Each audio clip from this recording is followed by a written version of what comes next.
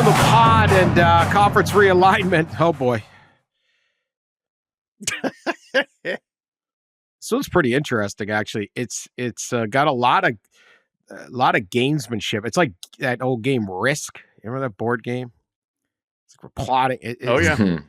In the past, these things are like just straight middle of the night double crosses, and we had a little of that, but now it's gotten into a little more public, and everything's back and forth. So to basically do the early recap. You can listen to last week, come back and listen to last week's pod.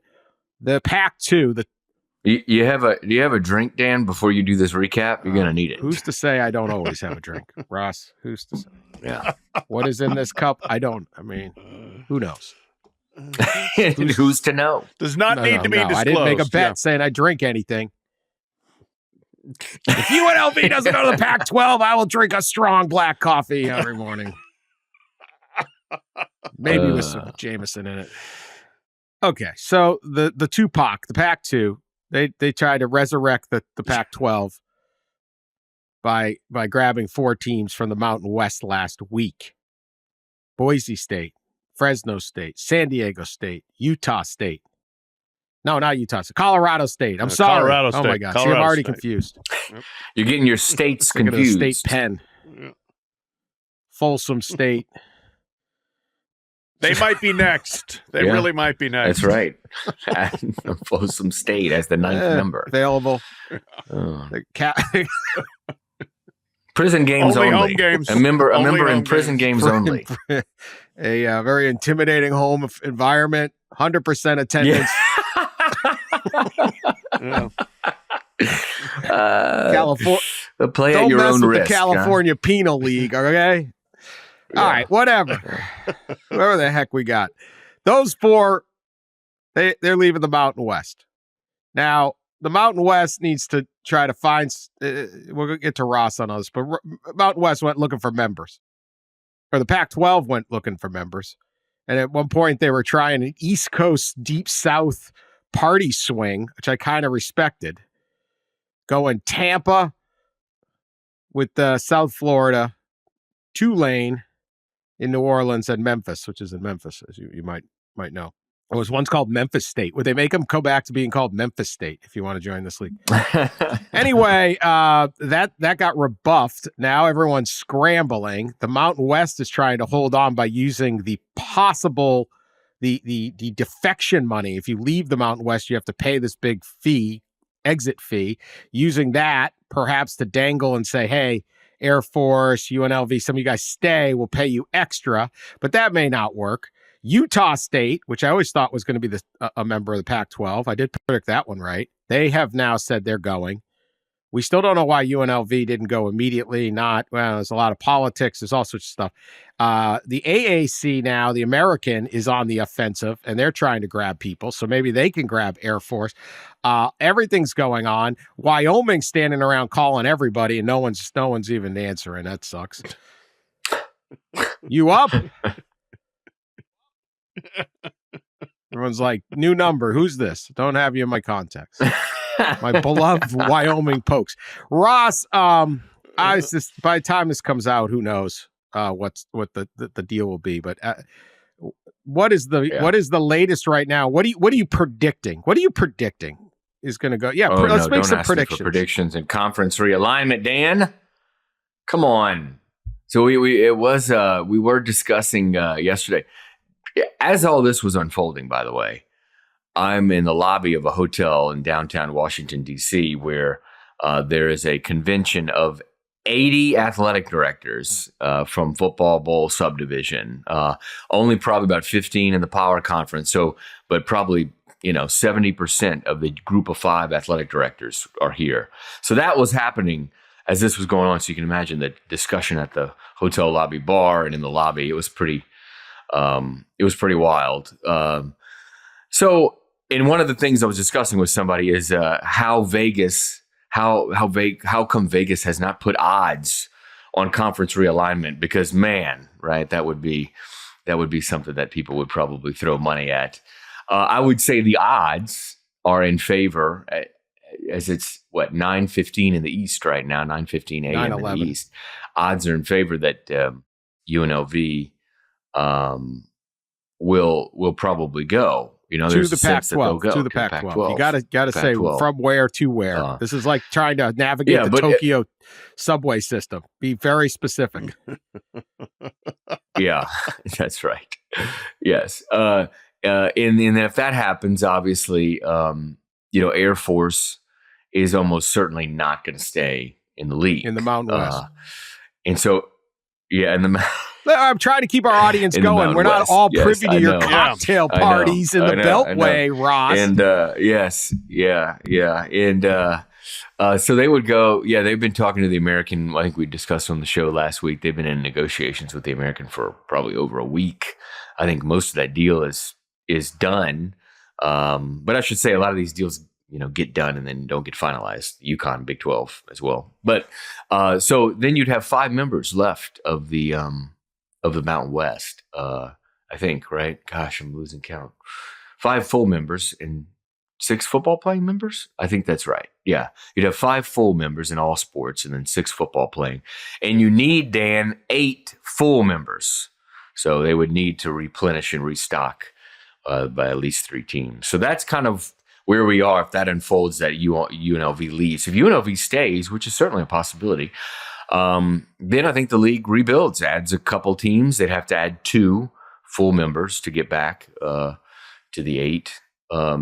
And they rebuild and they take that money, right? The exit money and perhaps the penalty money too from those who exited, and they use it as the Pac-12 did with the money from the teams that left for the Big 10 and Big 12 and ACC. So, what's basically happened here is the Pac-12 has reformed a new Mountain West that cuts off the bottom half of the league, the bottom half of the Mountain West. Basically, that's what's happened here. And we saw that happen in the Pac-12 too, right? The bottom 2 teams were left behind. Okay, let me recap. So, right now, there's 7 teams in the Pac-12. Washington State, Oregon State, Fresno State, San Diego State, Boise State, Colorado State, and Utah State, right? And UNLV could make it 8, and that would be a big boon for the Pac-12. We don't know. We wondered why they didn't grab Utah State and Vegas right away. Vegas, obviously. They probably regret that now. I think there were high expectations that the Shield and the brand, could woo these Eastern teams. You got to strike. You got to just punch. You got to sucker punch. I remember when Maryland jumped to the Big 10, they had to suck. It was like a sucker punch because they knew actually if they waited, the fans would revolt. A lot of people would revolt and say, no, we don't want to go. We'd rather stay in the ACC. And so you got to sucker punch these things. All right. So if that doesn't happen, if that happens, UNLV goes, then Air Force is going to bail on the Mountain West and go to the American, which already has an astounding number of teams, right? What do they got? 12 at least? They have 15? 3, 4, 5, 6, 7, 8, 9, 10, 11, 12, 13, 14. Air Force would also be in a league with Army and Navy at that point. Yeah, right. That's the big thing, right? Because Tim Pernetti, the commissioner of the AAC, has even discussed with TV partners what you could do if you have the 3 military schools, and I think there's probably some financial boost. I don't think anyone dares leaves the AAC, because Army, Navy, and Air Force could just be a shame if we lost track of that warhead. All right. Yeah, Memphis. We're going to obliterate your city. I think we got it. I think we've recapped it for people. Mm-hmm. Pat, what do you got? What do you got? Mm-hmm. Yeah. It's hysterical. This is modern college sports at its most modern college sports-ish. It is dysfunctional. It's backbiting. It's confusing. It's in disarray.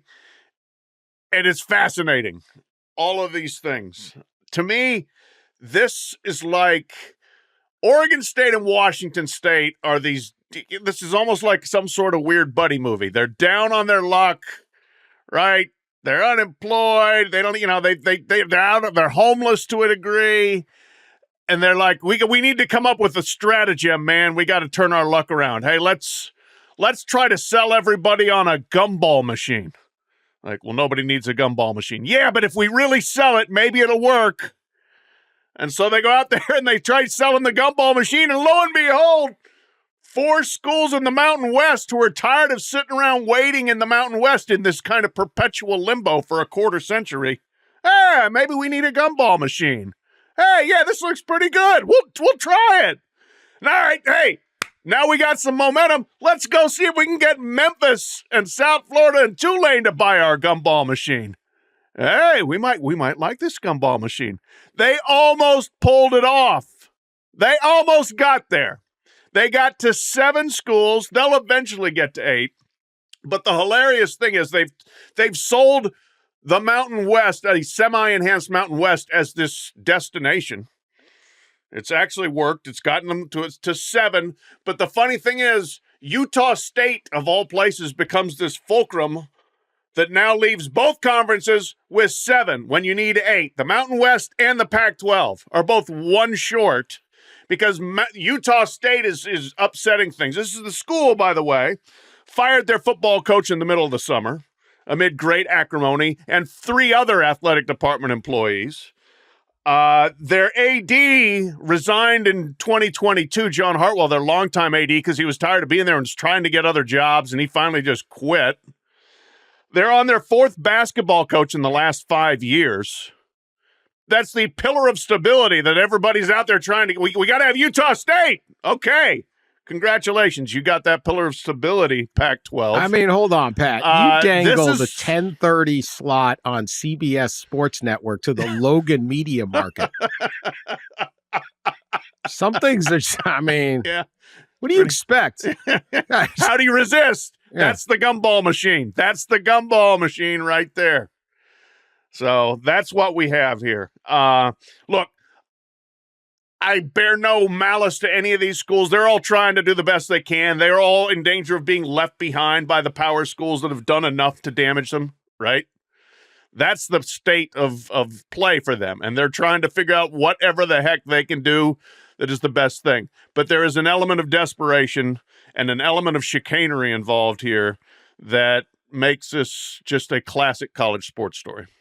More, Ross? Yeah. Got more? No, it's when you think about it, like Pat said, one league has both conferences have 7 right now. And there are plenty of conferences in the country with 14 or more members. 18. The Big Ten has 18. So in many regards, it would make sense to merge. And that was originally had been discussed and written about at length that could be the end result here. But as I said earlier, in the end, I think the top half of the Mountain West always wanted to be separated from the bottom of the league that they probably believe brings down the value of the league and the brand and et cetera. And we've seen it play out at many places. Like I said, the Pac-12 itself. And the ACC right now, right? 2 schools trying to league because of this exact reason, really, to get away from those that don't bring as much value. And it's all a chase for, two reasons, right? It's a chase for money, sure, but it's also a chase to get yourself into a position for the next evolution of college football. Which many believes is some kind of, split, and when the revenue sharing or employment arrives, that there will be a big separation. And honestly, Dan, you just look at it all and you shake your head yesterday. Monday, I mean, that was just a crazy day. You go back to the morning and you thought, ooh, the American could be in trouble because it seemed like the 3, Memphis, Tulane, and South Florida, were going to get term sheets. And if they were going to get they had been negotiating for over a week with the Pac-12. And if they were going to get term sheets, you would have thought the term sheets would have met their demands and they would go on. The term sheets did not, but it started out with the Americans in trouble, right? And then around like noon or 2 p.m., then it kind of switched to, oh no, the Pac-12's in trouble, right? Because all these schools, 7 of the 8, actually did end up signing the grant of rights. And you thought, oh my gosh, the Pac-12's in trouble, right? Overplay their hand. They're going to be having to add, I don't know, Texas State or something, right? To get to membership, Sacramento State. And then toward the end of the day, it was, the Mountain West is in trouble. And I posted a story this morning, but it basically went into how 7 of the 8 in the Mountain West did sign the grant of rights, but it took all 8 signing to make it binding, because you're not a league if you don't have at least 8 football playing members in FBS. So here we are. This is like the social movements of a bunch of 7th grade girls. Maddie's no longer friends with Avery. She's sitting at Alexa's table now. Mm-hmm. Molly and Izzy are thinking of, forming their own end of the. I mean, all these teams, it just sucks. Yeah. I'm with Pat. I kind of don't blame them, but because it's like, this is the world. They didn't make these rules, but they all sat around and decried.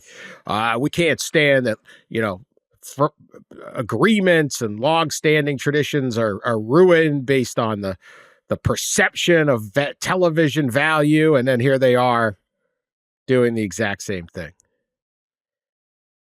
Yeah. Yeah. That's the I guess the underlying bitter truth of this is that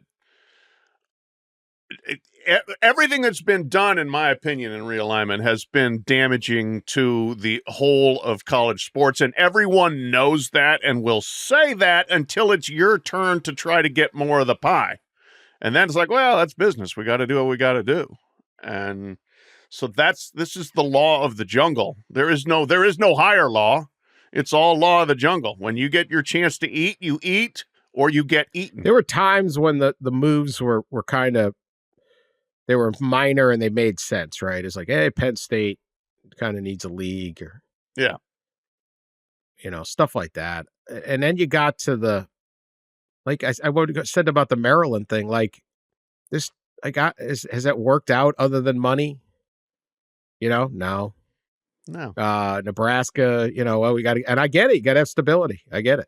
But it's like, this isn't nearly as fun as we used to have. We don't win. Right. Yeah. So he said Boston College. Now they're 3-1, but hey, we don't. Yeah. But like, taking a while. I mean, we'll see how long it goes, but yeah, we don't win. We don't know these teams. It just goes on and on. Now, look, the thing I do take out of this that my hope, because I agree with Pat, this is damaging to all of college sports. And we just did the Monday show. If you didn't listen, you can go back. We had a great weekend of college, very entertaining weekend of college football last weekend. And we said on the pod, I think other than Tennessee, we didn't talk about one team that has any realistic even thoughts of winning a national title this year. And even Tennessee, they should, but, a nice run. But other than that, we're talking Baylor and Colorado. We're talking, all these different schools that, are just having fun playing college football. And that's what makes the sport great, is all of these teams. And yeah, there's the unfun, the person who's just miserable that sits there and says, hey, Shedeur Sanders, what a the pass at the end, and he throws the guy open. It's incredible. Wouldn't have worked against Alabama, man. Okay, we know that's not what we're doing here.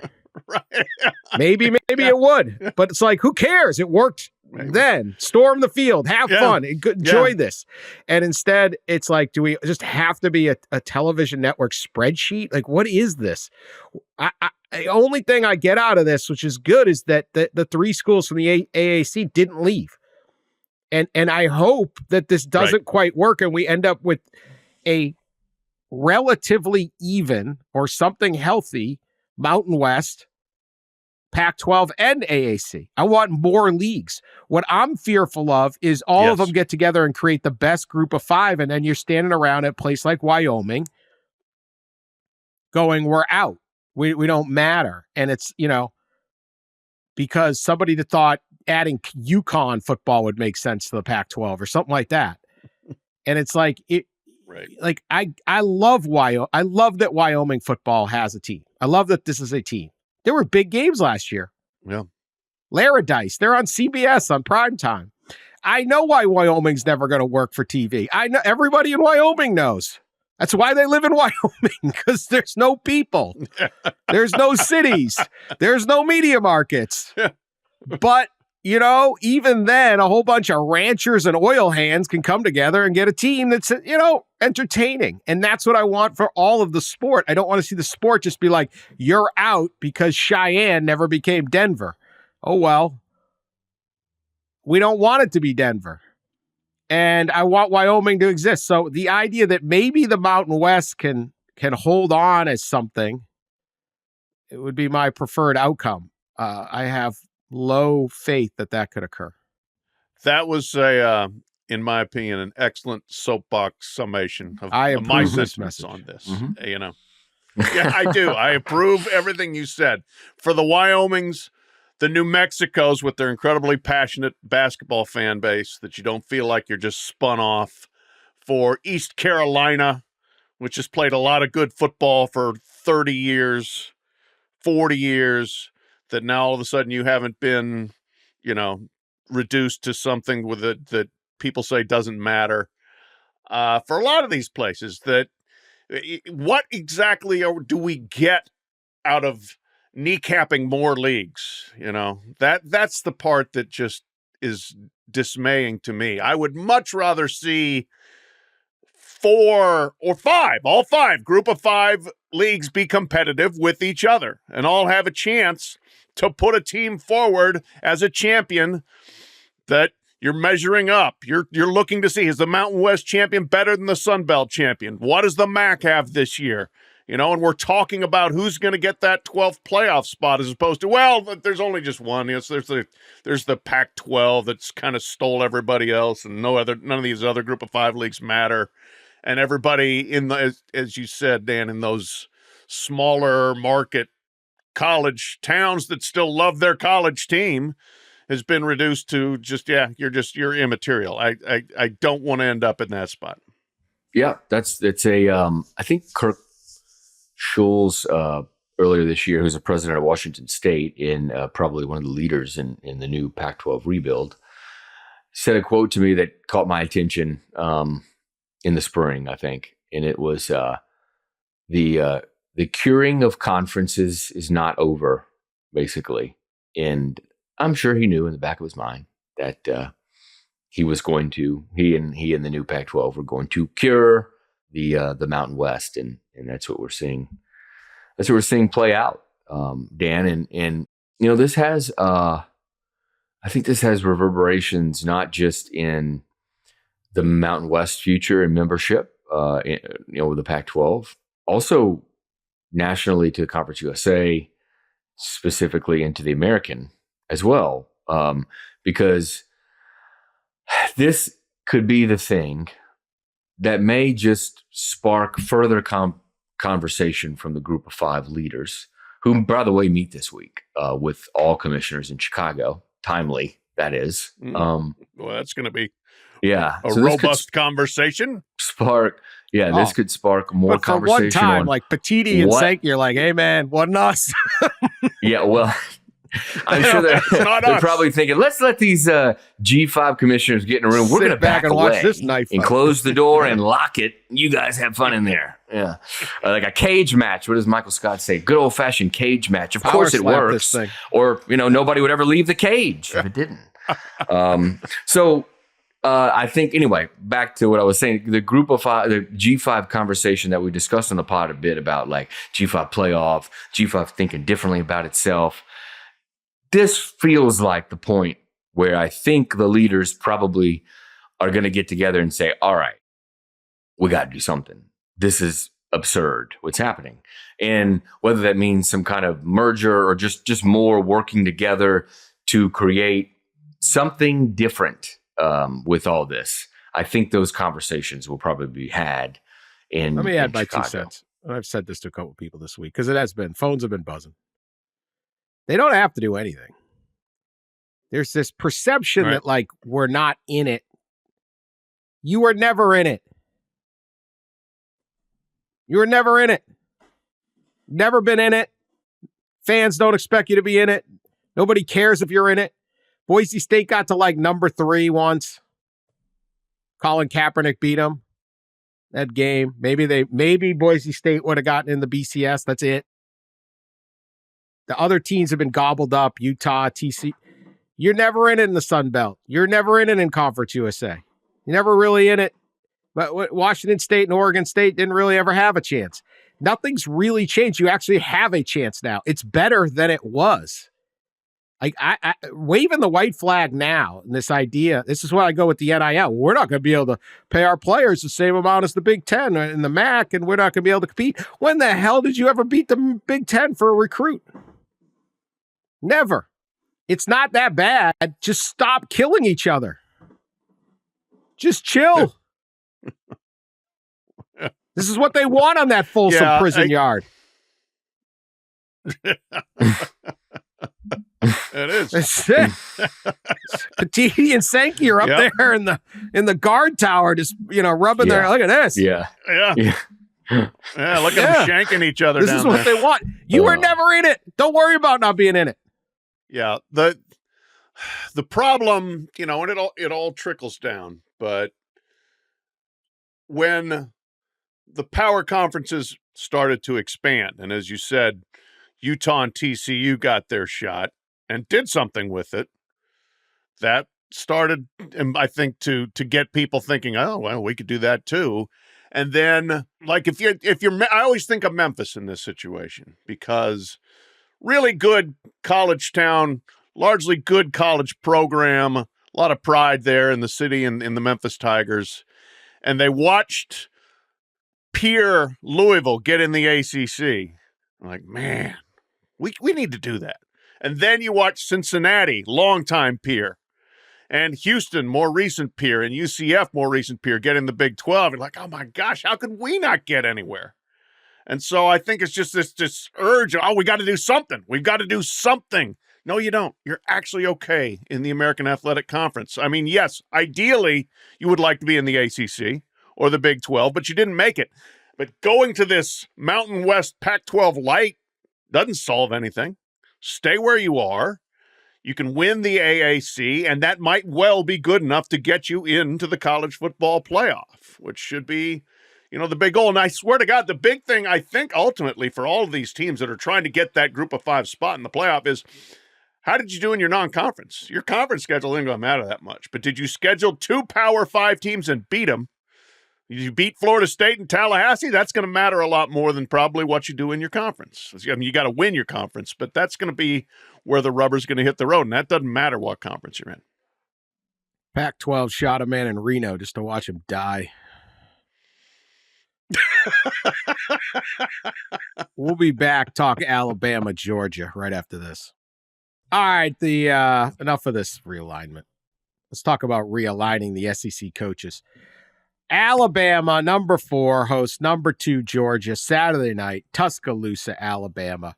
Georgia is a 1.5-point favorite. This is the first time since 2011 that Alabama, or 2015, one of those two, that Alabama is a underdog in the regular season. It's the first time since 2007 they are an underdog at home, is what I read. All eyes on Kalen DeBoer, new Alabama coach. And this is what makes it very interesting to me, this specific game being the opener. I know they did it for TV, but it is a little Shakespearean old school reading here. I know, books. I'm scaring the pod listeners. We're not big book people here, but that's all right. So Kalen DeBoer is succeeding the legend, Nick Saban, and that is always a tricky thing. And he comes in, and Kalen DeBoer has to do things Kalen DeBoer's way, because you know why? Very successful. Just led Washington to the national championship game, had a really good second season at Fresno State when he was there. Prior to that, won 3 national titles at the University of Sioux Falls, right? University of Sioux Falls. the real USF. Yeah, what is it? 11 losses in 12 seasons, 4 something titles, like that. or maybe won 4 titles in 5 years. I don't know, whatever. Kalen DeBoer is a hell of a football coach, and he runs a hell of a football program, but he's going to do things a little differently than Nick Saban. But he has to try to show everybody who's watching that post-Saban, post-Saban, is going to work. Across the way is Saban 2.0. First game is Kirby Smart, Saban's longtime assistant, I think 9 seasons in Tuscaloosa, leaves to take over Georgia, puts his stamp on the Georgia program, and by all accounts runs it pretty much exactly like Alabama ran theirs, and has won 2 national titles. They are 49-2 over the last parts of the last 4 years. The 2 losses are to Saban. That's it. So we have Saban 2.0 against post-Saban. And the fans have to appreciate, it's obviously not like a must-win game or anything, but if you want to show that it's going to be all right, you want to win, but you really don't want to lose to the guy that's doing it the same way it was done before. I don't know. It's just an interesting wrinkle. This is not a must-win game for Kalen DeBoer. You can win this, you can lose this game, as Saban has lost in the regular season, still win the SEC, make the playoffs, still win the national title. You can have a statue one day up there on that Hall of Fame walk with Bear Bryant and the others. But interesting opponent across the way is that it is Saban's mirror image. Pat. Fascinating. Can't wait. Going to be there. This, yes, it gets real for Kalen DeBoer now because out of all Nick Saban's incredible accomplishments, to me, probably, at least maybe the most impressive is to completely own Georgia at a time when Georgia has been phenomenal. Saban was 8-2 against Georgia, 5-1 against Kirby Smart, and their games were all extremely consequential, and they've met. The 2017 championship game, the famous Tua 2nd and 26 bomb to Devontae Smith when we didn't know much about either guy. And that was when Tua came off the bench to replace Jalen Hurts. Next year, the SEC championship game, playoff bid on the line, and they go the opposite way. Tua gets hurt, and Hurts comes off the bench and leads him back, and Kirby makes a terrible fake punt call with a guy named Justin Fields as the up back. 2020 regular season, one of the great teams I've seen, Alabama, blasted Georgia on its way to an undefeated national championship game. 2021 SEC championship upset. Georgia's the undefeated team and looks unbeatable. Alabama beats them. They both go to the playoff, and that's where Kirby finally gets over on Nick. And thank God, if you're a Georgia fan, for Keely Ringo, who had the pick 6 in that game, because if it weren't for that and you somehow lost it, and then you lost again last year in the SEC championship game as a favorite, oh my God, the Alabama nightmare would be unbearable. As it is, it's pretty hard to deal with for Georgia just to win one time. And that's Kirby has at times coached like he's staring at a ghost when Saban was on the other sideline. We'll see if he gets a little more relaxed when Saban is not over there in Tuscaloosa on Saturday. It's wild when you look at the series, like Pat said, how dominant Alabama had been, because for the last few years, obviously, when you look at recruiting rankings and such, these two teams were fairly even, and you would expect the series to be even. But I think Pat nailed it. When they play, Kirby seemed to make some rather interesting decisions in games, especially late. And you do wonder if that is, people make decisions that sometimes are miscalculated based on, I think, the pressure that they feel. And the guy across the sideline was that. And now that guy is not there. He'll be across the sideline up in the booth in his suite, which should be fascinating.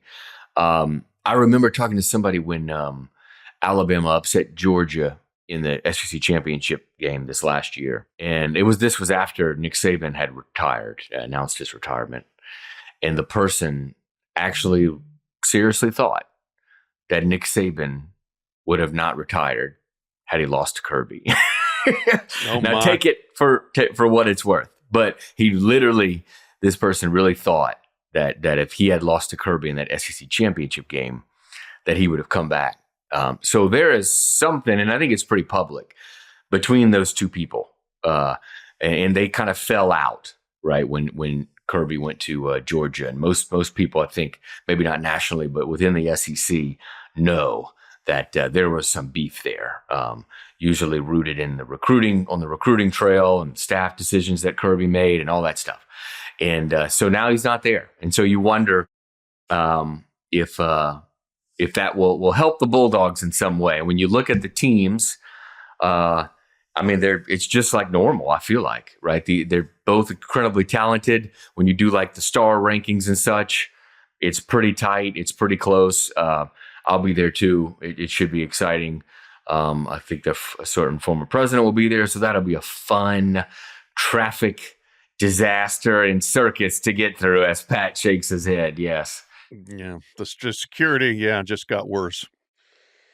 It'll be chaos, as it should be. A night game too.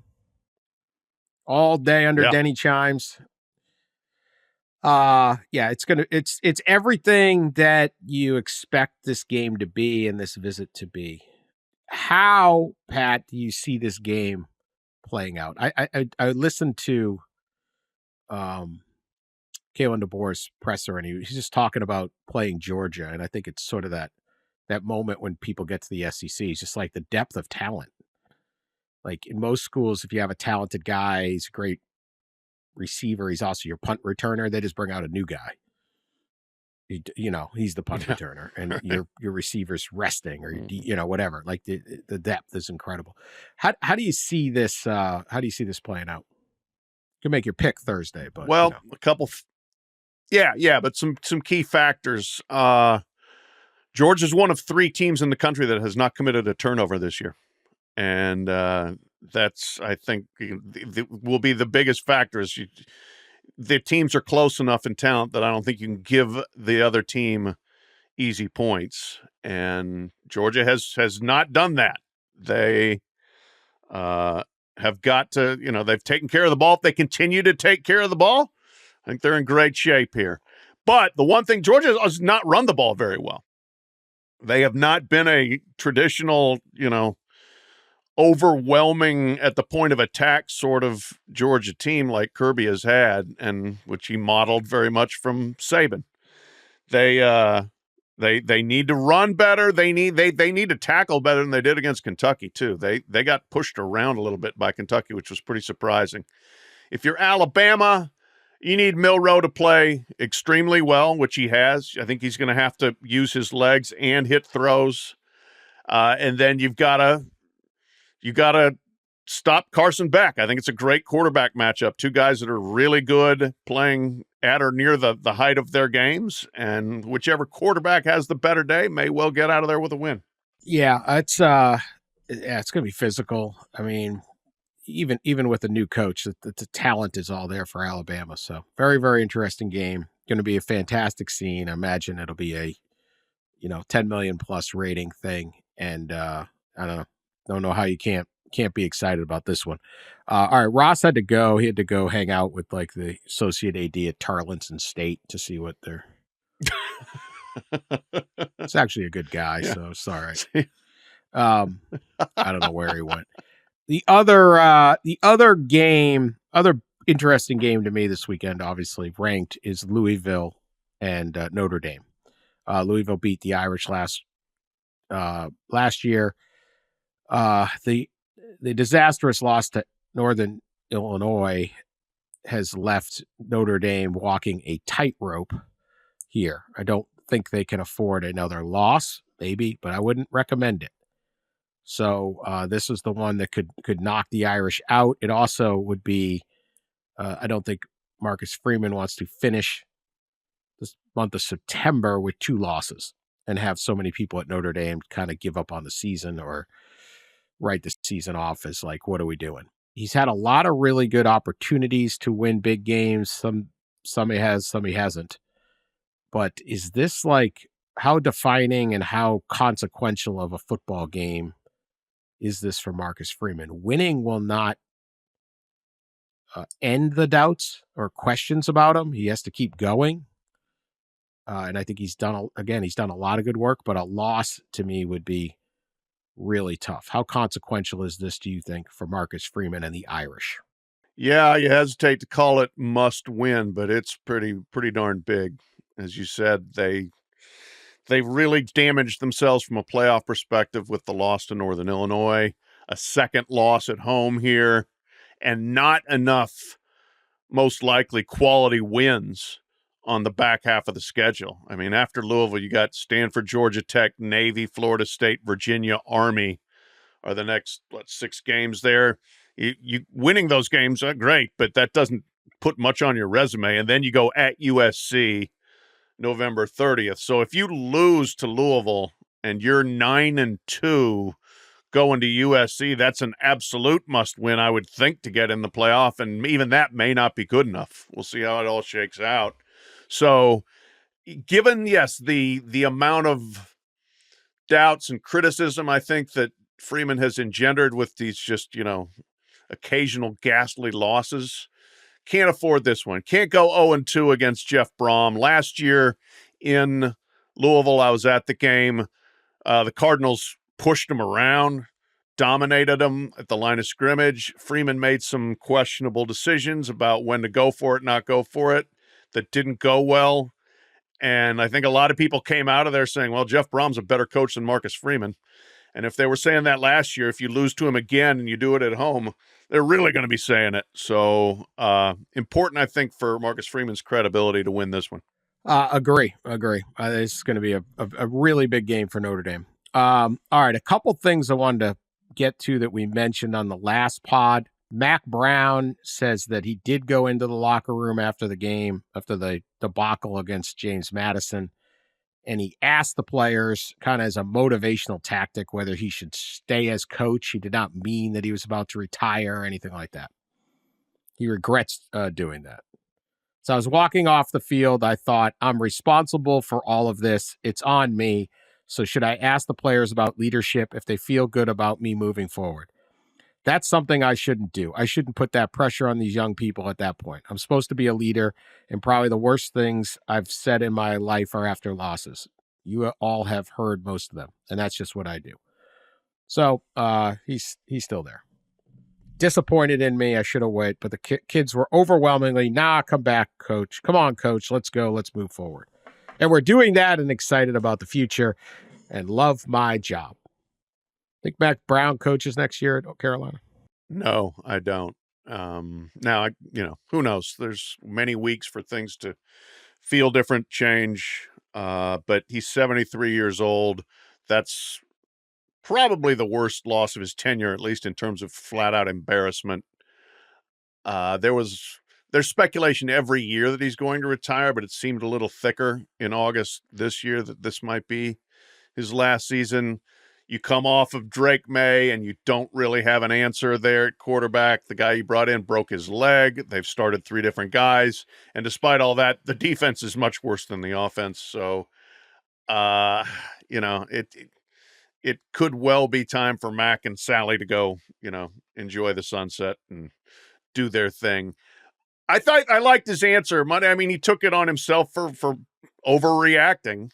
The thing there is if you're going to walk in and ask your team, do you still want me around? Be careful what they might say. You never know. They might, as a matter of fact, coach, we think it's time for you to go. So we'll see. They're circling the wagons. Classic damage control situation. No players available after the game to the media, and there will be no players available this entire week before they play Duke in a game of significant interest to the fan bases and the local people there, because it's 2 schools 8 miles apart. So we'll see if a media blackout from one of the most media friendly coaches ever helps change the tenor there. Duke is 4-0.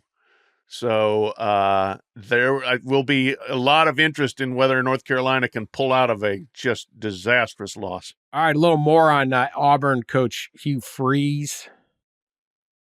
We do not have an update on the Freeze Bo Wallace battle royale, but Freeze did give his weekly comments on Monday, and I'm not sure he's helping himself. They lost 24-14 to Arkansas Saturday, pretty dispiriting loss. Also lost to Cal earlier in the season. I mean, no offense whatsoever to Arkansas or to Cal. It's always a good way to start. Yeah, that's after that that their offense I is probably coming. shouldn't say this, but yeah. It's one of these guys. No filter, right? Yeah, well, you got a job. Yeah. Anyway, quote, I love Sam Pittman, the Arkansas coach. I hope he wins the rest of his games. I bet he doesn't. But I'm telling you, the hard truth is we play Arkansas 9 more times and we beat them 9 times. That's what's hard to take. It's hard for our fans, I'm sure, and it's certainly hard for us. Our defense played the tail off, all this. 3rd and longs killed us. I talked about their they converted 2 3rd and longs on penalties and 5 on quarterbacks scrambling around stuff. Those 7 plays, you get off the field a half of those and give us 4 more possessions. I'm still convinced we win the game. He throws the defense, hits it. But you can't turn the ball over 5 times. Throws the offense back under there. He previously ripped the quarterbacks and the running backs for interception and passing. Yeah. Obviously, massive backlash on that. Not really. You see Mack Brown handle it, right? They gave up 70 to James Madison, and he comes off the field looking, and he's like, sounding like he might be retiring. Look, it's on me. And you got Hugh Freeze. You're gonna beat Arkansas 9 in a row, really? I mean, that's just this guy, man. Yeah, that's a load of crap, is what it is. The loss had them in their building, lost by 10. Had Cal in their building, lost that one. So if you play them 9 more times, 5 of them are going to be in Arkansas, and you ain't winning all of those. Excuses are for losers. And right now, Hugh Freeze is a loser, and he's making excuses, and he's blaming other people, and like, well, if we didn't have this penalty, we didn't have that turnover, well, you did. And whose fault is that? You're the coach? Coach him better. Coach him not to commit penalties. Coach him not to throw the ball to the wrong team. Nobody wants to hear it, Hugh. I guarantee it. They sure didn't want to hear it from Brian Harsin. They ain't going to want to hear it from him. They bet he better win some games. 17 games in. Harsin, who loves trolling Auburn, passive-aggressive tweets. Pretty funny. He was 9-8. Hugh Freeze 8-9. Lane Kiffin weighed in, sort of, as you would expect. Current Ole Miss coach. He was at. Yeah. He talked about relationships and quarterbacks' trust in you. You can go back to Matt Corral when he threw 6 interceptions. Before I even got to the media, I sit down with him and I tell him that we've got to do a better job calling plays and I have to coach better. And don't worry, because we've got your back. I think that goes a long way. And it goes a long ways with kids in recruiting, knowing what they're going to get when they get here with relationships. And they can trust us to have their back. He did not mention Hugh Freeze. The question wasn't about Hugh Freeze. Had nothing typically about Hugh Freeze, but boy, it was about Hugh Freeze. Good job, Lane. Oh yeah. I mean, look, there's enough people in the profession that are not Hugh Freeze fans, right? He may have some friends in his profession. I'm sure he does, but there's also a lot of people that don't like him and have never liked him and are probably enjoying seeing the comeuppance so far this year. All right, we're going to be back, People's Court, after this. Couple other things want to mention. Huge thank you to Coastal Carolina Athletic Director Chance Miller and President Michael Benson. They played the College Football Enquirer's Week 4 preview show on the Jumbotron down there in Conway pregame to entertain the early arriving fans of Coastal Carolina. Following Montana. Montana they are the pioneer on this, but we've now moved to the FBS level. Yep. Power 5 is next. Who wants to be a hero? That's right. It's a movement. Let's go. Yeah. Be part of it. People appeared to enjoy it. I don't know. They probably looked up and said, why is this guy mispronouncing every word? Why is he talking about Kansas State bets? I don't know, but they were entertained as they sat there waiting for the Coastal game to begin. So thank you to Coastal Carolina. That's right. Burrito what? One day we're getting to Ohio Stadium, baby. We're making it to Mecca. We're getting there. We're getting the whole thing. We're on our way. How about our boys? Let's talk to the guys at Spartan Stadium this week. They got Ohio State coming in. That's a power conference game, and they've had some less good material on the big screen up there. We get to Spartan Stadium, that'll be it. All right, we're holding out hope. We're holding out hope. Holding out hope. Speaking of the Kansas State bet, okay. We're on our way with this thing. St. Bill Snyder, as you remember, we've discussed this extensively. Had bet that he would K-State would. If K-State lost to BYU, he would take a beefy 5-layer burrito, presumably from Taco Bell, but it didn't say that specifically. And do something with it that, anyway, that's what he would do. And we have some updates. He said, in talks with Taco Bell execs, we're going to make college football history. And then oh God. On Monday, he posted a video of him or somebody, presumably him, wearing a grocery bag over his head. So we don't know his identity, and sunglasses. And there was a what appears to be a Taco Bell burrito laying on a napkin on top of an American flag. Okay. He's in like his dining room or whatever.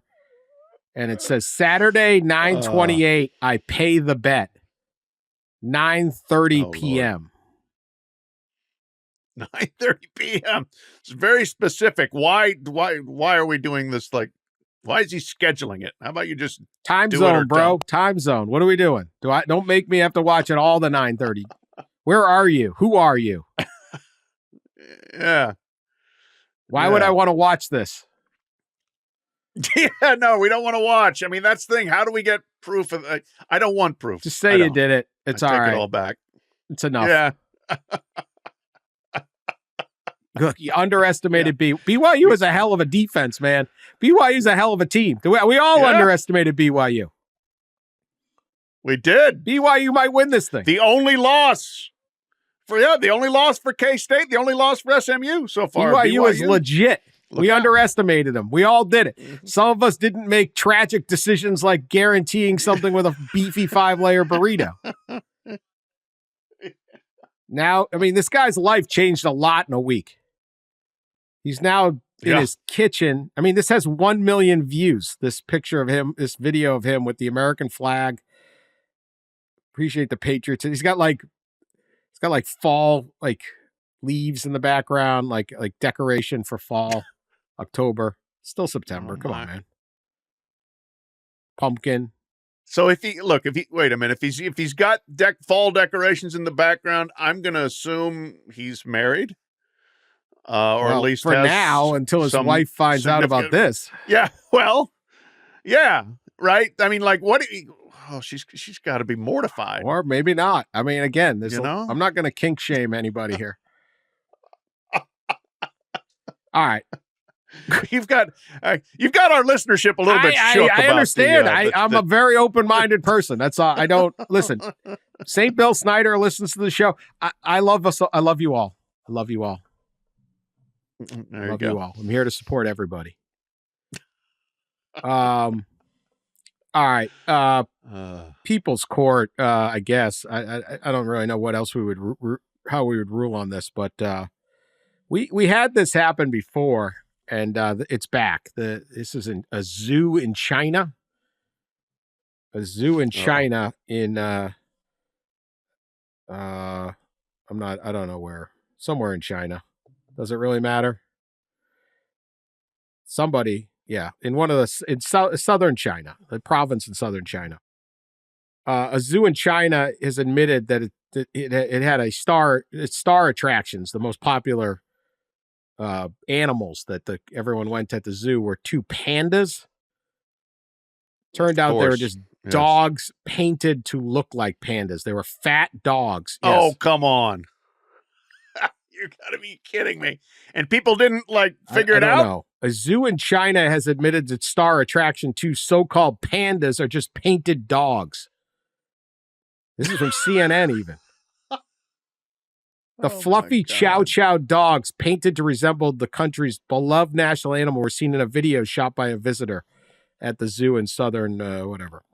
The video posted Monday on China's version of TikTok. I thought China owned TikTok. What? They don't even trust TikTok. Has gone viral, shared more than 1.4 million times. That got everyone fired up. People started saying that they were just painted dogs.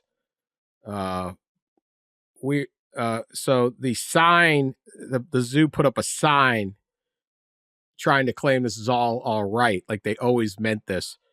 We are called panda dogs. A pet dog that looks like a panda died and dressed up by Chow Chow. We are gentle, smart, friendly, cute, and adorable. The zoo manager said the dogs are one of the top attractions. He said they didn't deceive anyone because it's not really a zoo. You can see by our name, we are, quote, strange animals and cute pets paradise. These Chow Chow dogs being painted as pandas are part of our specialties. So, Pat, do you buy the explanation that this was always the plan, or did these guys get caught red-handed with fake pandas? Well, are these like red pandas? No, they're black and white NBA panda. halftime act, but they're black and white. They're very small. Okay. They're fluffy. They're kind of fat. Okay. Dog, but they walk around like dogs, not pandas. Because they are dogs, so that makes sense. Point. Yes. No, they got caught red-handed. This is a bad scam. This is worse than the Oregon State, Washington State gumball scam, right? Like, we'll talk everybody into it. They'll think it's a panda. Everybody loves pandas. And who goes to the zoos? Families with 5-year-olds, right? 5-year-old doesn't care. Look at the panda. So you figure you're going to skate because the 5-year-old can't discern a panda from a dog, but apparently somebody called them on it. TikTok. Chinese TikTok. Yeah. There you go. Get somebody older than 5 and said, that's not a panda, bro.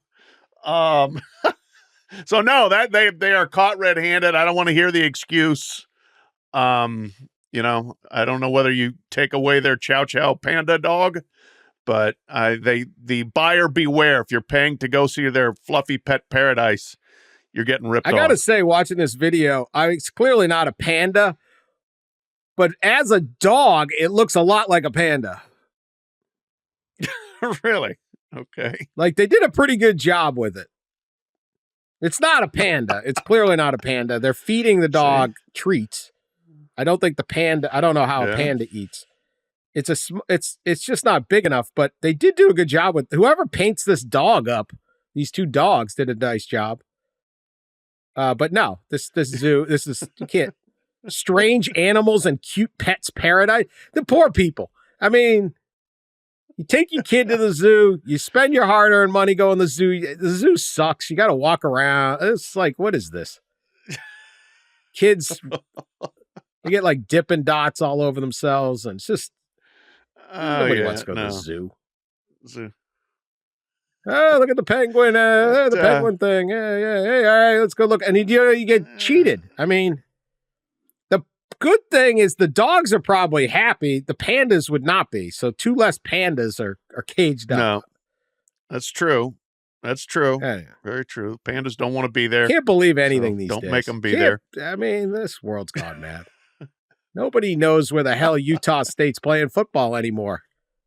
We're off our axis. We are. We will soldier on in this cold, cruel world for all of you. Be back Thursday with the race. Right. We'll try to make some sense of it. Ross will be back. UNLV will have a league. Ross will be back. We'll sort it out. Thank you for listening, sharing us on social media. We will talk to you later.